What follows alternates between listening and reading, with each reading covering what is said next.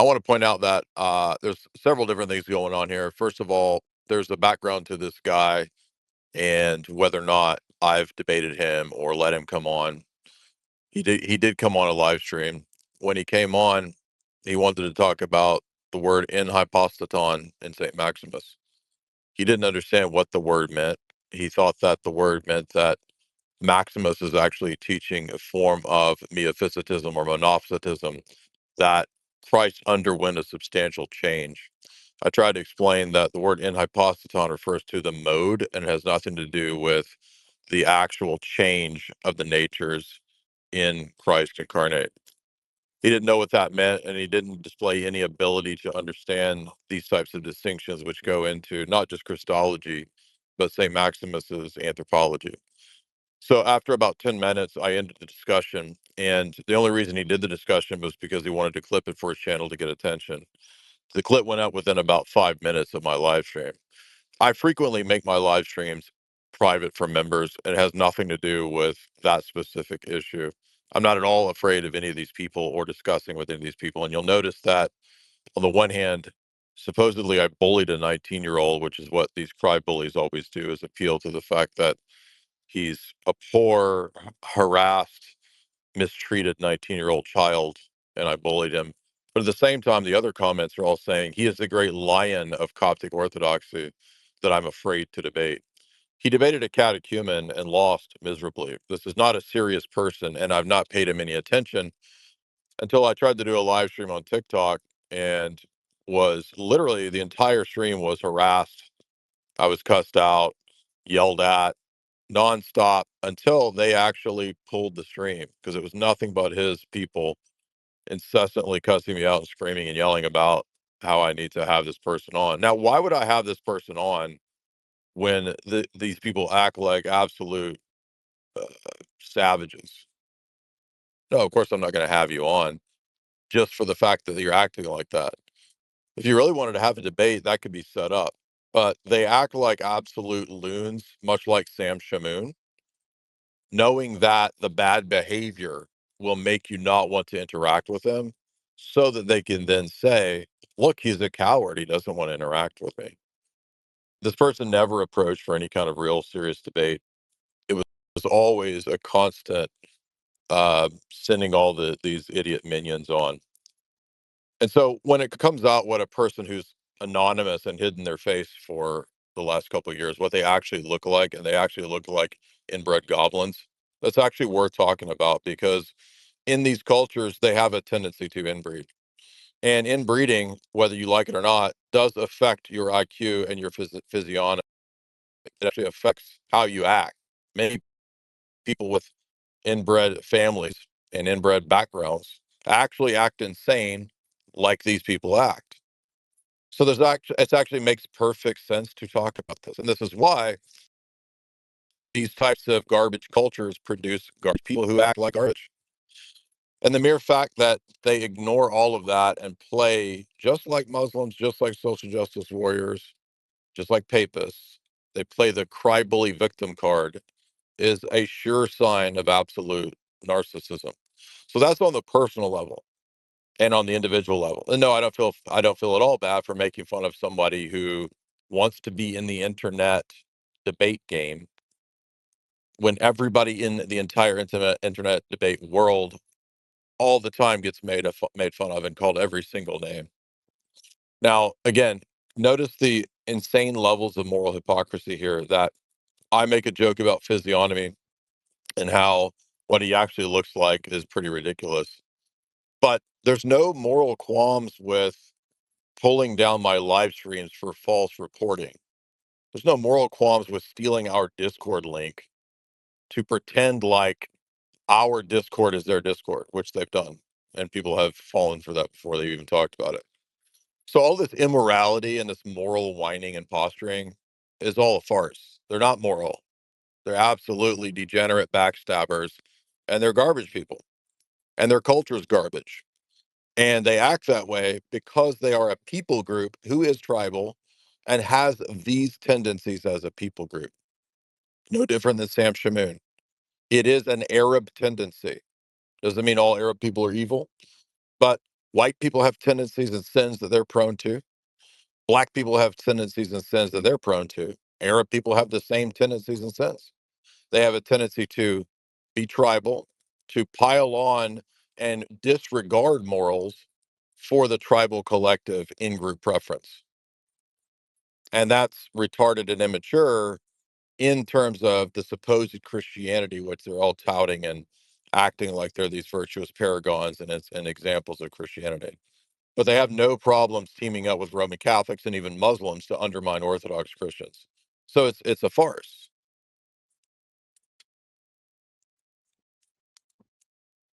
Beyond that, no, the church fathers, when you actually read them, they're vicious when it comes to heterodox. They make fun of them all the time and in many different ways.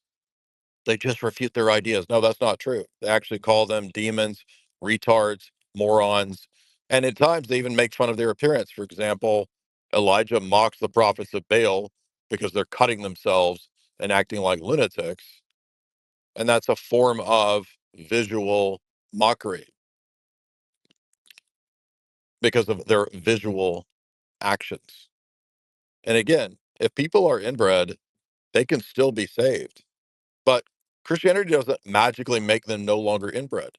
They don't magically get some kind of high culture and sophisticated advanced metaphysics because they convert to Christianity. In fact, when the elders would go to the African tribes to convert them to Orthodoxy, they would catechize them with like three basic ideas: don't kill people, don't steal stuff, and choose one wife. You can't have 20.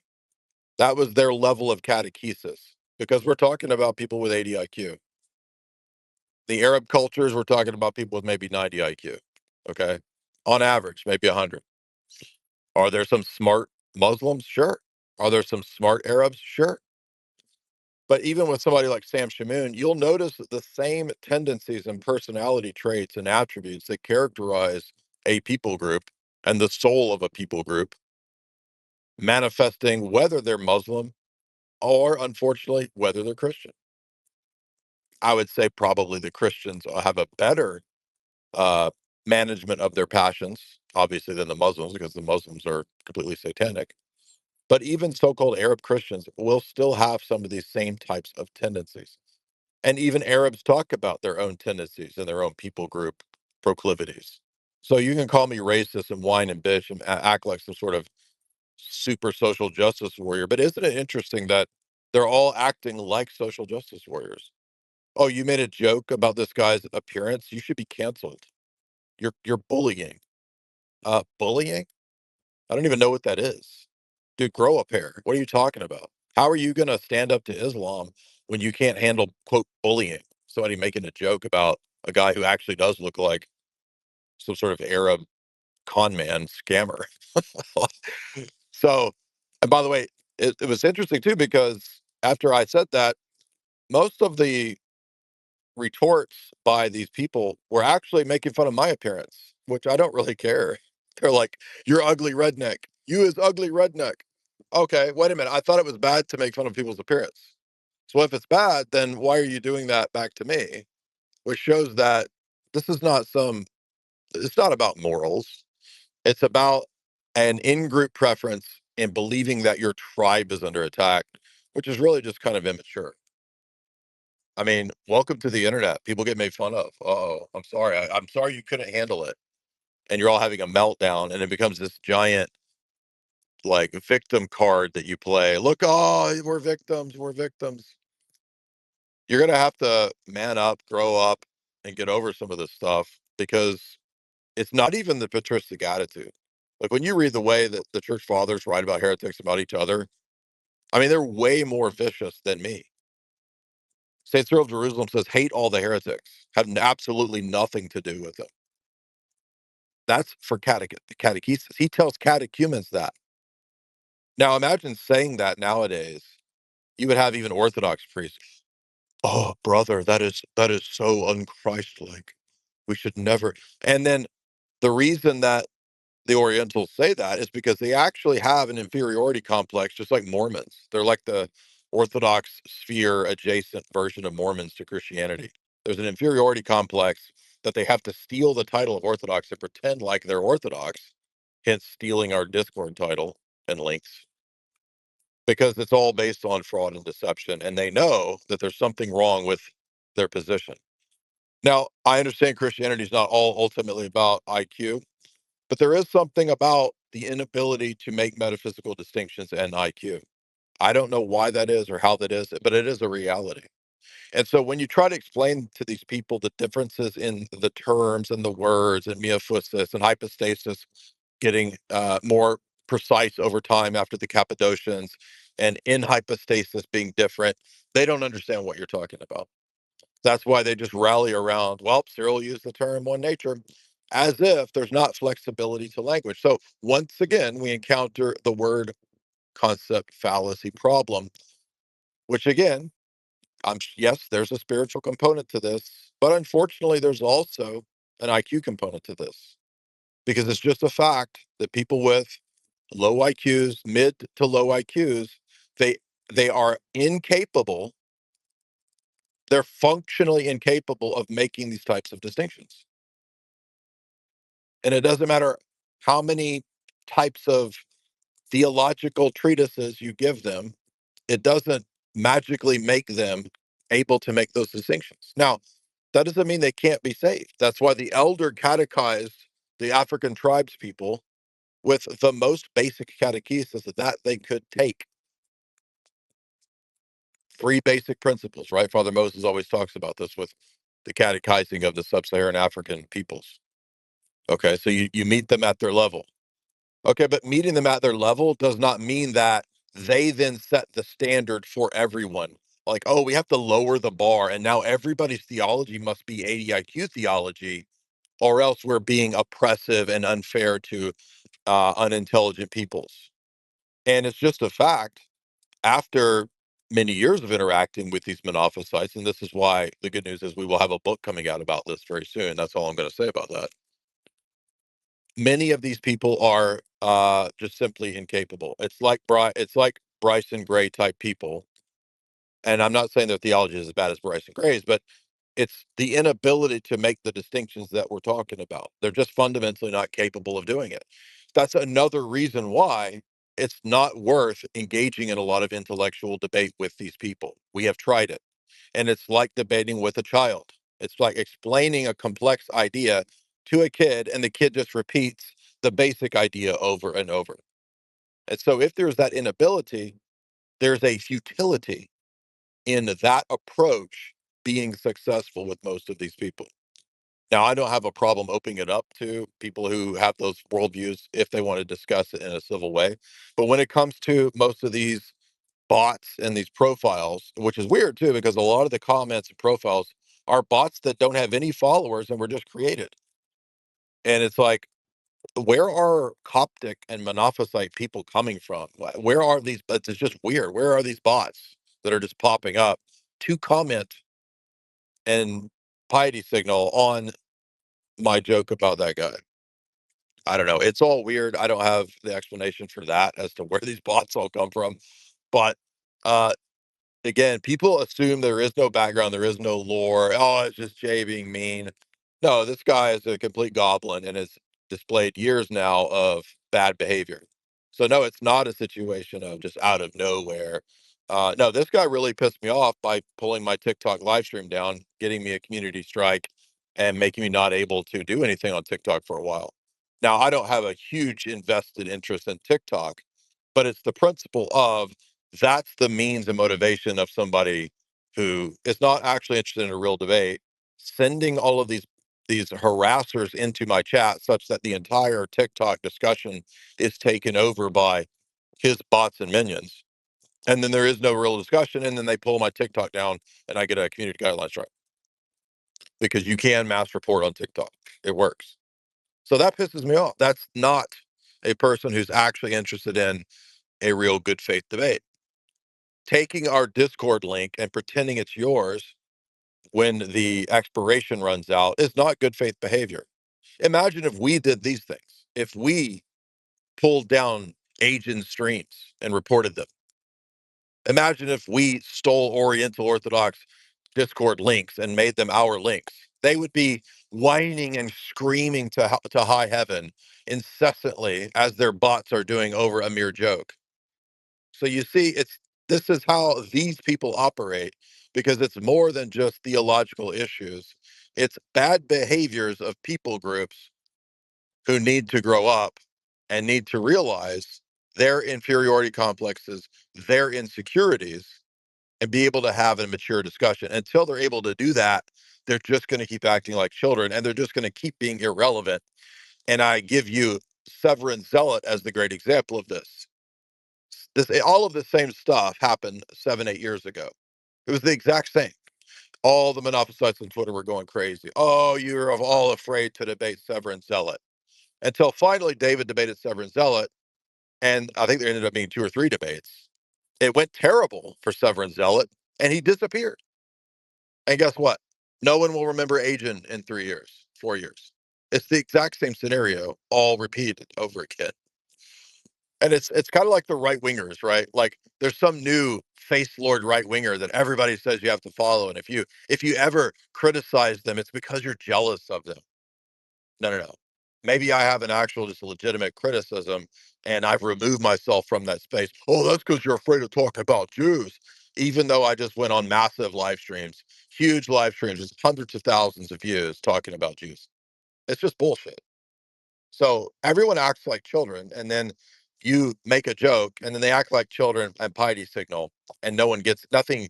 The discussion doesn't progress because this is not a new thing. This is an 8-year-old online discussion that is literally a mirror repeat of what happened in 2017 and 18 with Severin Zealot. An agent will be just as irrelevant as Severin Zealot in 3 or 4 years. So that's why I don't even pay this much attention. And no, I'm not interested in setting up formal debates. It's because David already went through all this. So feel free to chime in if you want to talk about the theological issues. I don't care. And it's and faith lords in general, right? Whether it's Nick Fuentes or whether it's Owen Benjamin's drama today or whatever. Like I don't know. Like, really, none of this is even that big of a deal because nobody remembers the faith lord drama in 2 weeks. All of today's faith lord drama will be forgotten in 2 weeks when there's a new face lord drama. And in 3 or 4 years, there will be a new right wing face lord that everybody says you're supposed to follow. And if you don't follow him, it's because you're not really right wing. Like I've saw all this like in multiple cycles. I saw this in the Richard Spencer cycles. You won't talk to Richard Spencer. You won't unite with Richard Spencer because you're afraid of the Jews and you won't talk about the Jews. Like I didn't hear that 1,000 times over in 26 freaking 16, almost 10 years ago. And then what happens? Oh, all the dumb right wingers go to Charlottesville, and they all fall for the latest right wing retards that popped up as the sudden leaders of the right, who were formerly Democrats like 3 years earlier, setting up the Charlottesville event. I told everybody not to go to it. And do the right wingers listen? No, they're right wing retards as usual. And here we are 10 years later, and there's a giant right wing retard audience that's doing all the same. Oh, we're gonna have a right wing Christian trad cat Muslim alliance. Yeah, good luck with that, retards. How did that fare? You're too dumb to know that Islam is your complete enemy. No, Islam's based in trad. No, it's not. Only a complete moron would even think that. And by the way, somebody made an interesting point. I didn't know this. I'm not sure if this is historically true, but one of the Orthodox girls was saying that these monophysites are complete hypocrites because if you go back to the fall of Byzantium and to Christian Orthodox Christian places, the Monophysites would actually cooperate and collaborate with the Arabs and the Muslims against Orthodox. That's how vindictive and hypocritical these people are. And I can actually, I haven't looked into that, but I can actually believe it based on the way they behave on the internet because they will literally unite with Roman Catholics, Protestants, and even Muslims against the Orthodox. I mean, Kai had to go through this a few months ago, right? When he started talking about Shamoun's incoherent, made up, quote, apostolic Christianity, which is just Sam Shamoun's made up cult. And what happens? The Orientals go after Kai. Kai calls out their hypocrisy and siding with Muslims, and then Sam Shamoun attacks Kai as the enemy. Kai is the great problem on the internet. and the quote ortho bros. But yeah, sure. Father D, can go ahead. Yeah, and I was just gonna say that like I've noticed this with like not just the true Orthodox, but it's basically any group that wants to be seen as like Orthodox. They'll use like the Orthodox cross. You'll see this with Uniates too. Like they always play Yep. this very sly game where they act very nice, very cordial, and then the moment you push back on their ecumenism, the moment you push back on maybe something of their theology, they completely lose their mind and they'll find any reason to just hate on you. And don't get me wrong, like I'm not a fan of going around like attacking people, but the thing is like people don't understand the history. Like this is 8 years of us doing apologetics and them just constantly harassing and haranguing us. So I just like have very little low sympathy for this kind of behavior from them. So yeah, I Yeah, totally if this understand was your all, position. yeah, if this was all the first interactions and the first, meeting place with these people and with this stuff, that might be one thing. It might be fair to say, why are you being mean? It's like, it's the same with like the Ibarra stuff. People just assume that out of nowhere, I just wanted to randomly be mean to Ibarra. I didn't really have any good reasons. I just thought, who do I want to be mean to? Like, I wake up and I look at the internet. I'm like, who do I want to be mean to today? I got to fulfill my mean quota. I've only been mean to one person, and that's Jamie. And I've been mean to Jamie. I gotta be mean on the internet, or else I don't fulfill my mean. It's like it's not even like that, dude. It's like all of the people we at one time had these nice interactions with. And guess what? It's the same with Craig Trullia in the sense of like Craig was nice and friendly with Ibarra and Lofton. And guess what happens? Well, eventually Lofton and Ibarra show their true colors, and they're actually total snakes. So, and I'm not faulting Craig. I don't think Craig's done anything wrong. I'm saying that what happened, because this happened with Craig's Discord, where what he did was he tried this friendly approach with the Orientals, and then they basically just kind of took over his Discord. I mean, that's the last I heard. I haven't kept up with Craig's Discord, but this is the problem with like the overly friendly approach is it makes sense initially, but after a certain point of time, you have to have like you have to draw the line because not everybody in these spaces is good actors. They're not they're not all acting in good faith. Many of them are malicious and acting in bad faith. And so, yeah, uh, exactly. Great points. The logic of our Christology follows from the principles of nature, person, will, and energy in the triad. It's that simple. So we can get all confused over terms and miaphysis and all this stuff. But if you just follow through with the way that nature, person, will, and energy is in the triad, it flows consistently into nature, person, will, and energy in Christology. So Christ isn't two persons or two subjects because he's a divine subject. That's the two. Clarify. I think it was unclear in Chalcedon. So this says that you have to interpret Chalcedon correctly. You can't interpret it in a Nestorian or in an Antiochian way, they say. And so what that means is that the second person of the Godhead is identical to the subject in the incarnate actions of Christ. The human nature that he took on is not a person or a subject. That should be enough to clarify for Coptics that we're not Nestorian. Nestorianism is a dual subject Christology. But to have two natures is not the same thing as to have two subjects or two persons. And so they think that two natures means that it's not a real union when the only way that there's a real union is because the divine energies deify the human nature. But they don't even have a consistent energies doctrine. So how are they going to come up with that? That's why the debate ends up being with St. Maximus whether Christ has one will or two wills or one energy or two energies.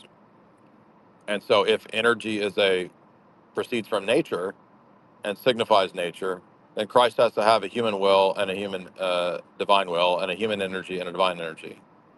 And the two are synergized because the uncreated energies in Christ deify the human nature. And the reason that you don't hear this talk and this consistency from Coptics and Orientals is precisely because they're inconsistent and they're confused and they don't have a theologically precise essence energy distinction doctrine. They don't even know what you're talking about half the time when you talk about that, even though St. Cyril teaches it clear as day. Now, if they're truly Cyrilline, why can't they talk about a basic essence energy distinctions doctrine? Joe, Good go ahead. points.